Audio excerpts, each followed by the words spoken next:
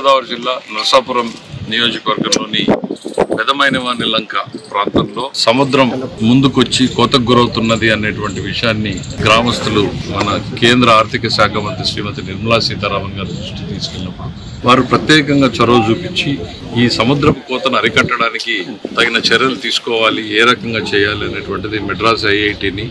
దేశంలో ఉన్నటువంటి ప్రముఖ సంస్థల్ని కన్సల్ట్ చేసిన తర్వాత న్యూ టెక్నాలజీని ఇక్కడ ఇంట్రడ్యూస్ చేయడం జరిగింది. అంటే బయటకి రాళ్లు కనిపించకుండా భూమి లోపలనే ఎక్కువ మ్యాక్సిమం పాటు కవర్ అయిపోయేటట్టు రోప్ గ్యాబియన్ స్ట్రక్చర్ ని క్రియేట్ చేసి దాని తర్వాత టెక్నాలజికల్ జియో ఫైబర్ ని వాడి ఈ సముద్ర కోతని అరికట్టే దానికోసం ఇవాళ ఇక్కడ అది కూడా సిఎస్ఆర్ అంటే కార్పొరేట్ సోషల్ రెస్పాన్సిబిలిటీ ఫండ్స్ నిధులను ఉపయోగించి